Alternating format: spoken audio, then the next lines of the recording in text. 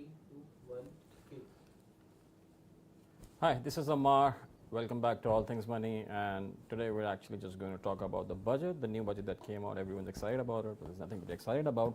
But let's see what came in the budget, what's going to happen in the future, and do we really think anything is going to change? With me, we've got Fatima Attarwala. She is the editor of the Dawn Business and Finance pages, and basically my boss when I write.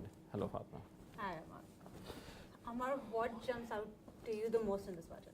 I mean, I'm not really going to talk about, this budget could have been better, could have been worse. Let's just do a very, let's say, incisive analysis of what's really wrong or where do we think the numbers are unrealistic. So, ballpark estimates, the outlay of the budget is roughly in the range of around 12 trillion rupees. About 12 trillion rupees, that's the outlay of the budget. And the taxes, well, this is the funny word. Actually, sorry, 12.9 trillion, that's not the outlay. 12.9 trillion is essentially the revenue receipts, the total FBR revenue that we are going to get. And that's increasing by around 38%. That's a very big number. And we need to understand when the tax receipts increase, normally they follow inflation. Last year, tax receipts increased a lot, mainly because inflation was in the range of 26-27%. We expect inflation to be around maybe 15-16%. The government expects inflation to be around 15% next year. So expecting your tax revenue to increase at 2x the rate of inflation, that hasn't really ever happened in our country, because that literally means going out and taxing more people while at it. So I don't think that's really going to happen. The finance minister has at various points said that it's going to be a more broad-based budget, that there's going to be tax reform. So are any of these increases in tax revenue coming from tax reform? So I don't see any reforms, to be honest. There are no reforms. It's just plain old vanilla stuff. For example, we can see income tax actually increasing to around 5.4 trillion from 3.6 trillion last year. Now, I don't know where they're going to get that kind of money. That's about a 48% increase. And even if you're just for, let's say, 15% inflation, that's still about a 30% ballpark increase. Are income going to increase 30% in real terms? Maybe not. Are we going to get more people who start paying income tax? I really doubt it. So this is a very, very big question mark as to how the income tax is actually going to increase by around 48%. So that is one thing that just really, I would say, concerns me, or something that has been, let's say, it's been adjusted to get some kind of a primary surplus. And I just feel the number is going to be much, much lower when the real receipts start coming into play. So we'll see around like 48% increase. Maybe after adjusting inflation, the net number, we're assuming an increase of around 1.5 trillion rupees in income taxes. The net increase would maybe be around like 300-400 billion rupees tops. So basically you're saying that even though the budget document has a 1 trillion plus increase in income taxes, given that the top slab hasn't changed, the top rate hasn't changed, the finance minister did say that the slabs will change a bit, but you don't think there's enough room for a 1 trillion plus increase? So this, I think we... because I think a lot of people will be more concerned about the income taxes than more than So income I think we should have talked about this earlier as well. I think this increase includes a lot of corporate taxes as well. So income tax does not just mean salary taxes, a lot of corporate taxes as well. But for corporate taxes to increase, you need some kind of corporate profitability to come as well. Do we really have that kind of economy going on right now that can lead to a 50% increase in corporate profitability, or any kind of income for that matter? For government taxes to increase of 50% without any major change in taxes, you need your correspondingly as well. Is that happening?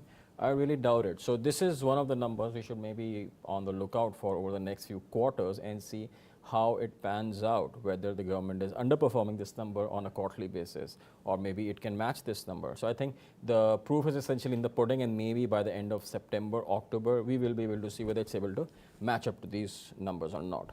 In a very hypothetical scenario in which the government actually does get this number, won't that mean that those who are already taxed deeply right now are being taxed more rather than an expansion of the tax rate? That is correct, because again, what's happening is, I always say this, we have like more deepening of the tax net rather than widening. So regardless of all the rhetoric, it's still deepening? It's still deepening. There have been some changes in the salary slabs.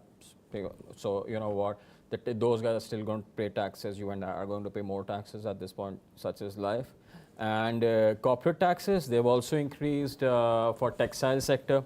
So there has been some, sorry, not for textile, for exports, there has been some changes there as well. So that is going to increase. So again, all those who were paying taxes earlier will continue to pay more taxes this year. So the whole rhetoric of, let's say, widening the tax net, I really don't think any of that is happening.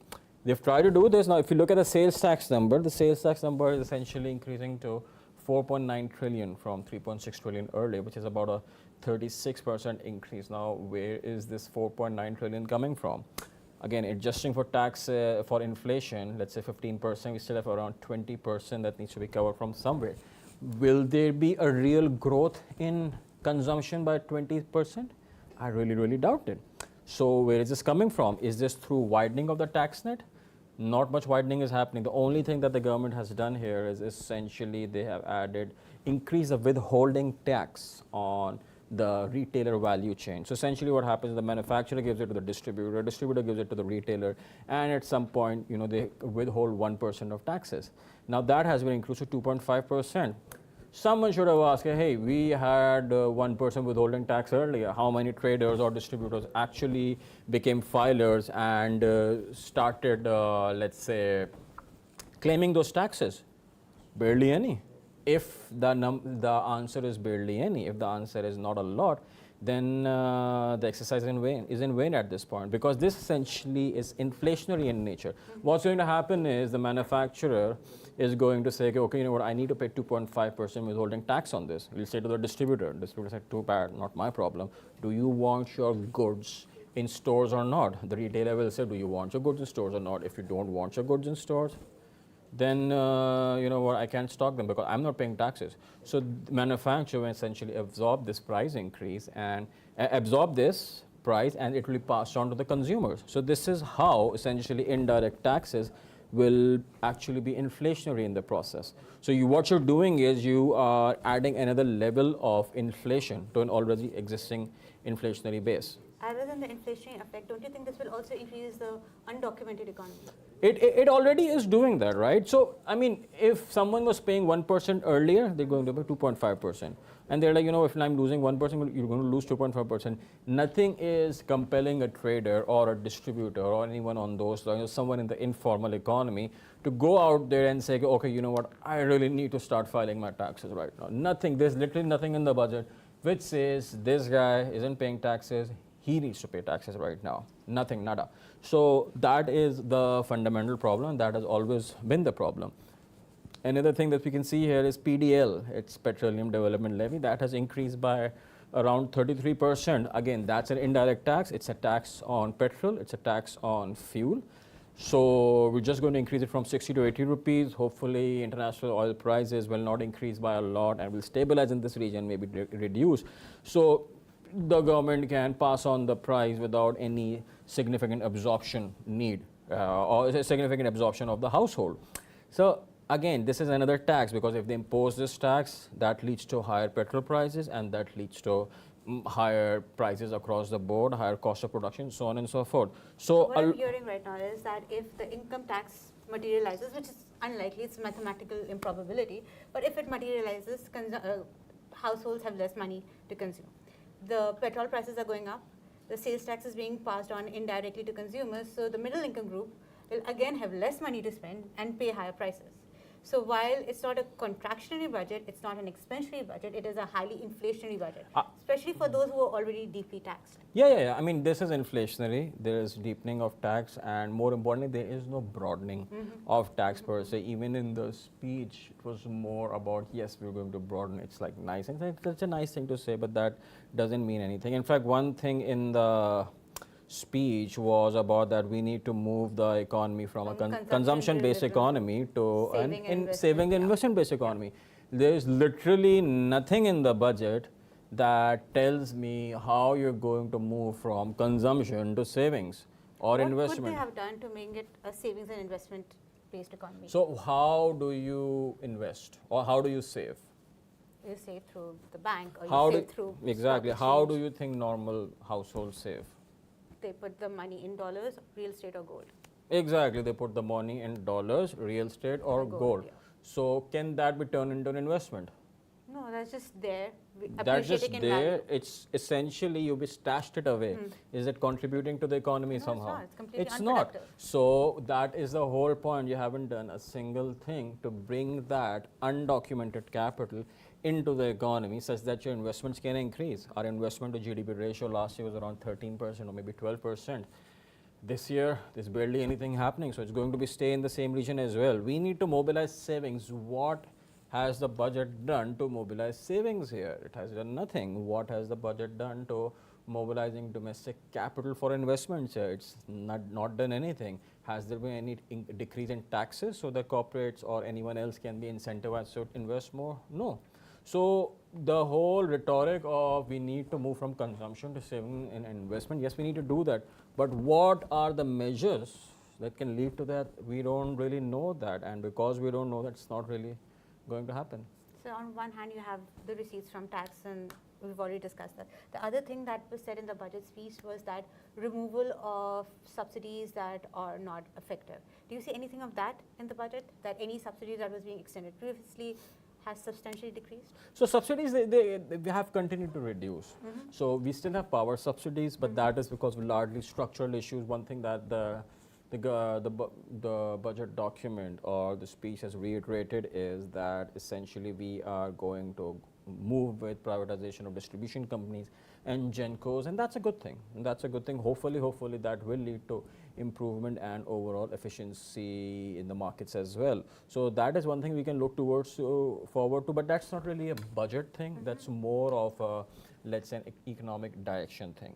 And again, that still does not solve any of your budgetary problems. In terms of the speech and SOEs, one of the things that the finance minister said that was that government nominees in SOEs will have a cap of rupees 1 million.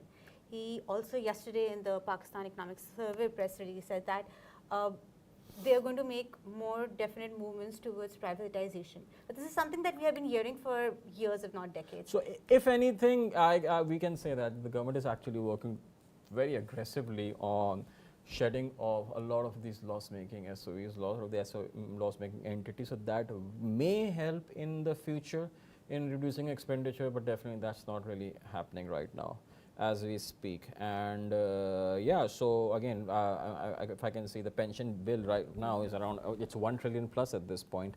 And if we add the provincial pensions, it's going to be 2 trillion plus easily if you add those as well. So that's like a massive number, and it will keep on increasing. How do we fix that? There are some adjustments in this, that there will be contribution plans, so on and so forth. There is movement towards that, but I think it can be much faster, and we still yet to see any aggressive pension reforms that have taken place at that level. One thing that was positive about the budget was the increase in welfare programs. BISP has increased. I think the allocation towards more of nutrition, education. What are your thoughts on that? I think that's great. One really good thing was BISP has increased, and the other really good thing was essentially you've got nutrition programs in schools. So again, it's federal Islamabad only. Hopefully, provinces are going to adopt that as well, and there will be like free nutrition across the board served in schools. So that is something that I would say that's literally one of the very few things good about the budget, which actually are in favor of people than anything else. And one more thing, when we talk about electricity, there are tons of taxes on your electricity bills. There were talks that they may be taken away, but they haven't been taken away. So again, those who are paying taxes will continue to pay more taxes. There's a lot of deepening, and there's barely any breadth or any, let's say, distribution of taxes that has happened lately. One thing the finance minister said in his speech very assertively was that the circular debt will come down to zero, and that transmission and distribution losses will come down to help to that happen. Do you see that happening? Yeah. That can happen if we reform the distribution companies, and a lot of work is happening on that front. But what is the timeline for that?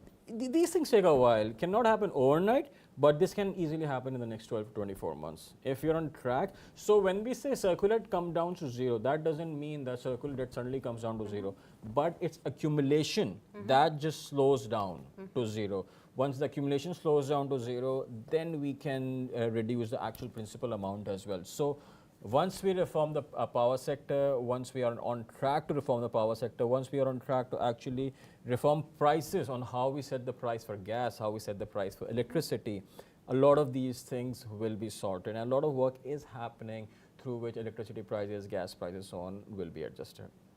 I talk to different officials, the ADB officials or other multilateral donor officials. One thing that they keep pointing out for broadening the tax base is retailers, agriculture, real estate.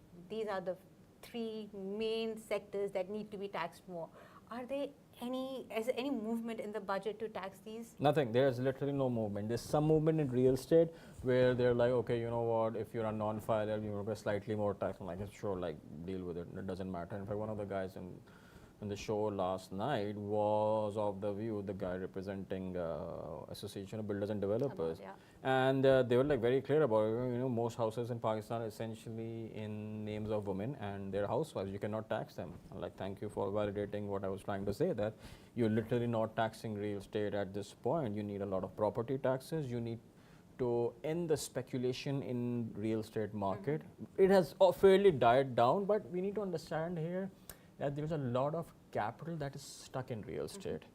A lot of capital, a lot of debt capital, that if it moves into the formal system, it's going to spur investment. So again, the decision is that whether we want to do investments or not, or whether investments for us is simply just doing more real estate. I was talking to somebody from Awadh last week, and they were very, very pro the PTI scheme of taxing per square feet. It's like, if that was to come back, it's a higher chance of being taxed rather than just simply increasing. So that's the thing. That is on the construction basis, right? A lot of money, a lot of capital essentially stuck in empty plots, in barren lands. So you can say, okay, this land, who owns this land? Well, this guy owns this land. He owns like 20 parcels of land like this. None of this is taxed. That needs to be taxed. That needs to be taxed. So it needs to be taxed in a way that if you are using land, if you have land and you're not utilizing that land, well, that needs to be taxed. Because, see, in a lot of countries, you've got your own primary residence. If you sell it, you don't really have a tax on that. But if you've got a secondary residence, if you've got a second residence, and then you sell it, there is a capital gains tax on that. Nothing of this sort. And that's a very high capital gains tax, like 25%, 30%. This is to discourage investment in real estate, investment in housing, because housing is for people to live. Housing should not be considered as an investment class, sadly. Here and in other countries as well, it is considered as an asset class for investment, and that leads to all kinds of unintended consequences. This is going slightly off budget, but a lot of housing societies are now moving into agricultural land, mango orchards and all that. So even if it's a housing society and people are living in it, maybe we need to have measures to curtail those housing societies, many of which are illegal in fact. I often give this example that there was a time, I think still if you land in Islamabad airport, from the airport to Jinnah Avenue, Constitution Avenue, there will see maybe like 50 billboards, and 45 of those 50 billboards will just be real estate billboards. You're like tons of housing schemes propping up everywhere. The housing schemes which are underwater at this point. I mean, like, they're literally underwater because Pani wahan se guzara hai. You've got like river there, and when the river dries up, there will be land. So is this really where you want your capital to flow, or do you want your capital to flow in areas which are more export oriented, which are more production oriented? The speech said that we need to move from an economy that is consumption oriented to investment oriented. Even with this budget, I do not see any of that happening. Consumption as a percent of GDP last year was around 98%. This year maybe it will be like 92%, 94%. I don't think even next year it's going to be anything less than 90%. So that thing is still not happening. And how do we do that? We need to mobilize more capital. We need to really crack down on all of the informal and the undocumented economy that is out there. Again, that comes to one of the main undocumented sectors is the retailer sectors, and they're continuing with the Tajid Do scheme, which is a completely voluntary scheme. Why would a retailer come up and say, please tax me? What incentive does he have? I mean, the state has the power to tax, right? No one comes and voluntarily says, okay, fine, you know what, tax me. That's it's like a dumb thing to say, okay, you know what, please come and voluntarily register. No one will do that. Like Shabba Zaidi is of the view that they are a mafia. You just can't go and tax them. Everyone's a mafia till the biggest mafia takes over. It's as simple as that. Kingdoms, governments, sovereigns over thousands of years have done only one thing. You know, there's only one, I've always said, there's only one responsibility or mandate of the state, and that is to collect taxes. Some people say that two, they collect taxes and like do wars and have an army, but you can have a mercenary army as well. You can like hire people to fight for you, but taxes you've got to collect on your own. So you have to collect taxes, and sadly we haven't really done that in the last many years, and we continue to follow the same strategies that we did in the last many years. So another problem that I have with the agricultural income tax is that if there's a farmer, he has a factory and he has lands. So the tax on the agricultural produce is much lower than what he's going to pay on the farm on the factory. Yeah. So he can just declare his factory income tax as his agricultural income tax and just pay a low rate altogether. So that is the problem, right? That is the discrepancy. That is where tax authorities come into play. What we have here are essentially the tax authority just collecting more and more withholding taxes. A lot of taxes they get are just essentially withholding taxes. You get a salary, I get a salary, whatever, it's withholding tax. It's not like we go and file.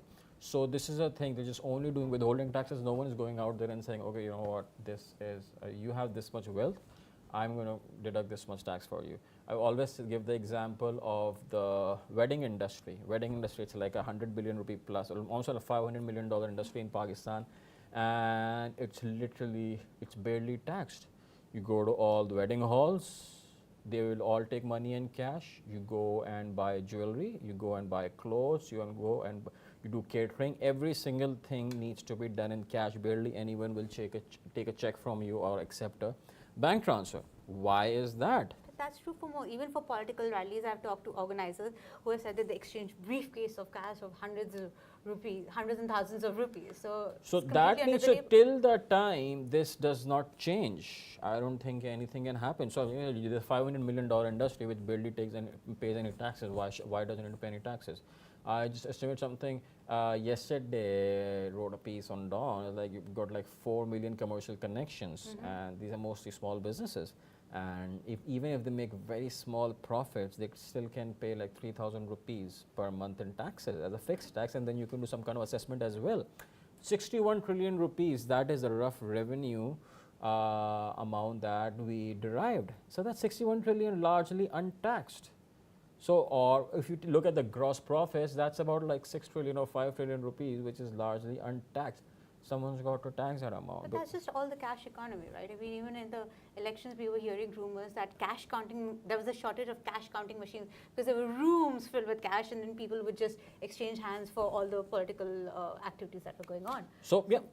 Even though we have a lot of statistics that saying digitization is increased, but I think that's just inflation increasing the volume of transactions. It's not actual digitization. Cash in circulation is increasing. Yeah. So that is that brings us to the whole monetary point.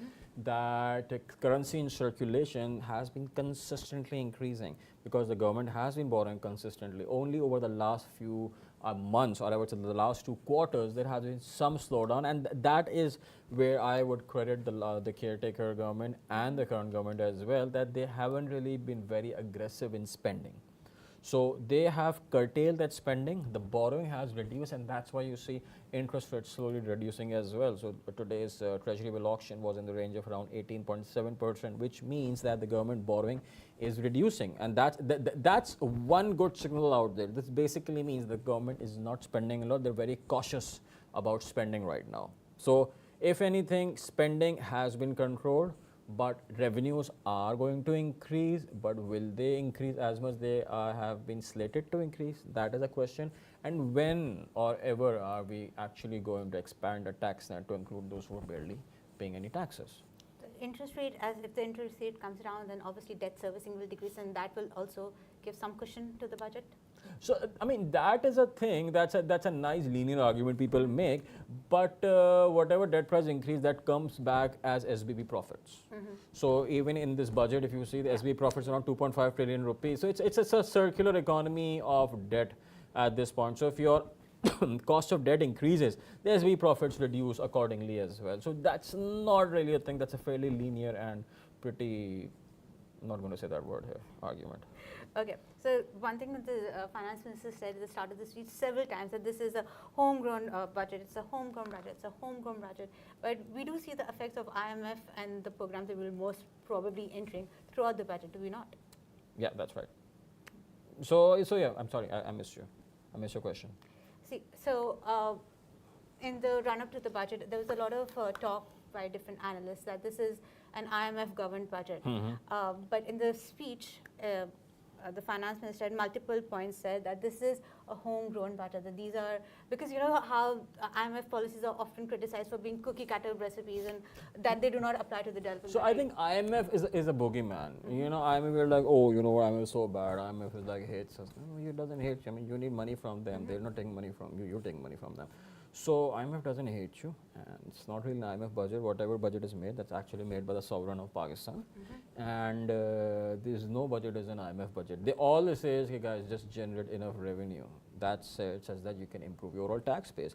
If you see our tax to GDP ratio has fluctuated between 9 to 10% for the last 2, 3, 4 decades. Even if you look at economic surveys for say early 50s at this point, the only thing that they were said, you know what, our tax to GDP isn't increasing. So this was a problem back then. This is a problem even right now. So if you look at the numbers, tax to GDP is expected to increase to around 10.4% this year, and last year it was around 8.72%. Can they do it? It's difficult. If they're able to do it, I mean, that's great. One thing that I must appreciate is that the government is actually moving towards consolidation, and they're not being very aggressive with growth Consolidation numbers. is a buzzword that gets thrown a lot. What does it mean? So I'll tell you what it means. When they say the real GDP growth, they gave a target of 3.6%. Any government that comes to ensure its political survival and stability, they'll go and say, okay, you know what, we're going to grow at 6%. So when you grow at 3.5%, you do not need a lot of dollars to sustain yourself. You do not need a lot of imports. You do not need import-driven consumption to sustain yourself. But when you're growing at 6%, the moment Pakistan's growth crosses 3.5%, suddenly you need tons of dollars more to finance your growth. So that is what I say consolidation is important, actually consolidating FX reserves in a way that we can eventually restructure ourselves and essentially move towards an export-oriented trajectory. Like for example, every government, if you see their first and second year, they just go for like a 5.5–6% growth, and for that you need at least $15 to $20 billion. That free money isn't available anymore. You seem cautiously positive, optimistic about this budget overall. I am cautiously optimistic. Why? Because it's not taking any risks. It's not too aggressive. They are rationalizing expenditures. They haven't increased tax rates for those who are already taxed. There's been some reprofiling, some restructuring. It's not been something very aggressive. What's really missing is essentially expansion of the tax nut. Let's see whether that happens or not, or that happens through some different angle. But I just feel that's the only angle missing. Overall, it's a very cautious budget, and I just feel we needed another cautious budget. And the good thing is they are not trying to throw money at the problem. By throwing money at the problem, I mean that, you know, you've got like distribution companies out there. They need to be reformed. You need to get efficiency gains. You need to privatize. You need to get money out. You need to reduce expenditure. So that is what needs to be done, and they are working on that rather than saying, okay, you know what, I'm going to give this much subsidy to everyone and just give you another year of like cheap electricity or cheap gas or whatever. They're not doing that. So that is a good thing. If they were doing that, if they were all aggressive, we're going to get like 6% growth, everyone gets something for free, that would have not been sustainable. So overall, given the current circumstances, other than the broadening of the tax base, it's a good budget. It's a good budget. It's not a bad budget. It's a good budget. Could have and been they've better. balanced it by not taxing those taxes too deeply, while also increasing revenue, assuming that they can. So that's the thing. Now we're not really assuming aiming for a very high growth rate. If we were aiming for a very high growth rate, the expectations would be a lot more. But you're expecting like 3.6% real growth rate. I'm like, yeah, like 3.6. Your population grows at like 2.5%. If you do nothing, you will still grow at 2.5%. That's good to know. Yeah, I mean, sadly, we've even at times when we do nothing, we have grown at less than 2.5%. Like there have been multiple years where we've grown at like 0.9%. In fact, the last 5 years have potentially been the worst for us, mainly because we used to get some kind of a lifeline, whether that was through borrowed dollars, whether that was through some kind of aid. We didn't get anything in the last 3 years. So that has led to a realization that maybe it's time to really restructure things internally first before going outwards. One thing we have not touched that was mentioned in the speech as well is CPEC and the recent visit to China, the 31 MOUs that were signed, the business-to-business deals that might materialize. What are your thoughts on that? So that is great. That is something that if the government is able to execute, it will be a home run, for lack of a better word. Why? Because there's a lot of trade arbitrage that's happening. You've got China. US is putting a lot of tariffs on China, which means that Chinese goods exported to the US will be very expensive. So a lot of those industries may not be competitive. But those are tech industries, and how does So that's when they're not tech industries. There's EVs, there is, If you look at the list, I was actually working on that just last night. Let me just open the document. If you look at the list, it has a lot of stuff, and just give me a minute. Yeah, it has more than just EV. So the list includes battery parts, electric vehicles, face masks, lithium-ion batteries, non-ion batteries, medical gloves, graphite critical materials, semiconductors, ship-to-shore cranes. A lot of stuff we can't really do. Face masks, we can do, but it's a very competitive industry. Medical gloves, very competitive. Now there are two industries where we can do really well, which I haven't named them yet. There's solar cells. You can do a lot in solar. You can start assembling solar modules and selling those out. Has there been movement of that on the ground in Pakistan? Yes, solar is very big in Pakistan right now. Solar is great, but isn't it imported solar? It is, but there is an opportunity here to outsource or offshore a lot of those Chinese solar manufacturing units to Pakistan. So when the Prime Minister talks about SEZs, those solar manufacturing come to Those Pakistan? solar manufacturing come here. So because when they export those solar units from China to the US, they have a duty of 50%. When they import from Pakistan, the duty would be much less. Suddenly, you've got a big differential that can be done. Another thing, a lot of steel and aluminium products. The duty earlier was between 0 to 7.5% to 25% now from the 1st of August.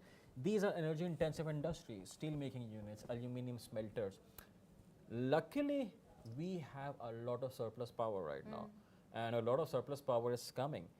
These are power intensive units, so offshoring or moving even a few of those units to Pakistan can basically change the shape of the country. Why? Because you will kickstart industrialization again.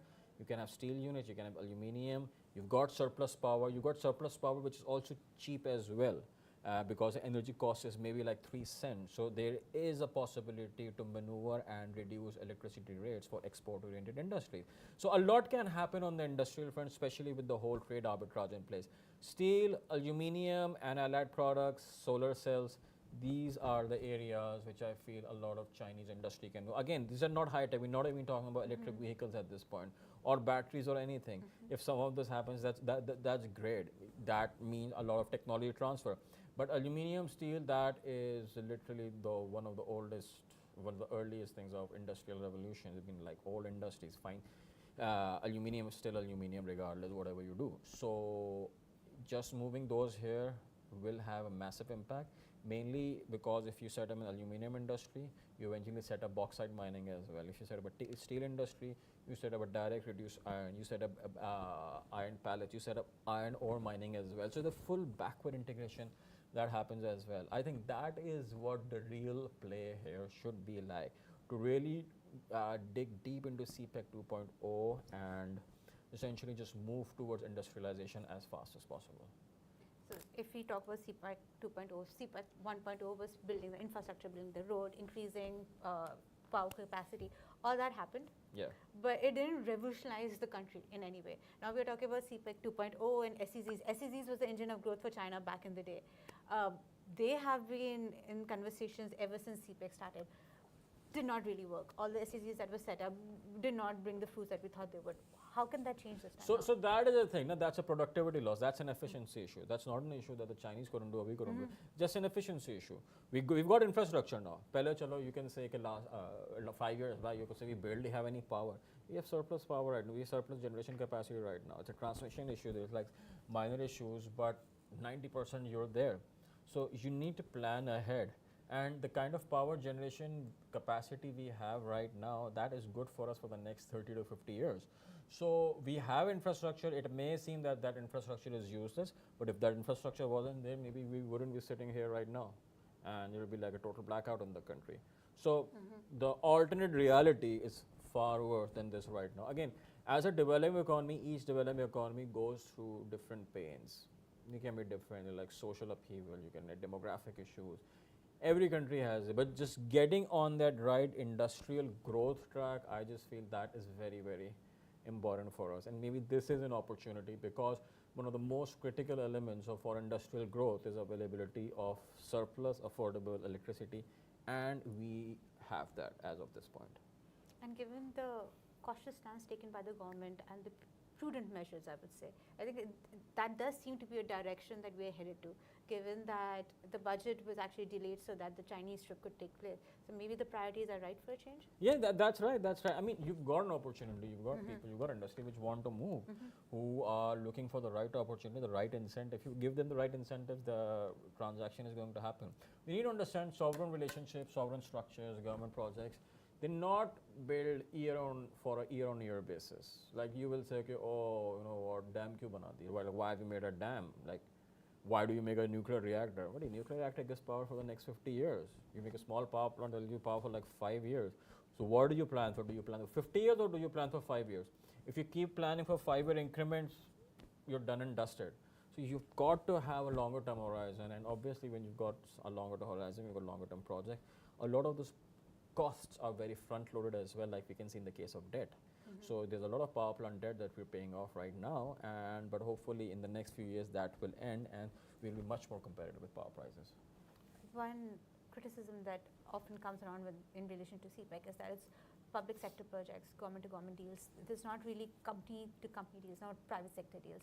Do you think that changing, especially given the security issues? So that is what's really changing right now. There's a lot of focus on essentially connecting the private to the private. Okay, exploring the private market, just doing that kind of matchmaking to really take things forward rather than just doing G to G. Because government should not be in the business industry. I mean, China government is the industry. So, but right now we haven't really had a great example, great experience with state-owned entities here. So a lot of private work is going to happen in the future. Yeah, I think we're good. Yeah. And so yeah, overall, I think cautiously optimistic is the right word. Expenditures reducing, revenues not being broad-based, but rather still slight deepening. And let's see, I just still feel that we may get a mini budget sooner rather than later. So let's see how that pans out. It's great talking to you, Ammar. Thank you so much for the overview on the budget and the incisive analysis of it. Thank you, Fatima. Always a pleasure. Okay, see you guys next time. Bye-bye.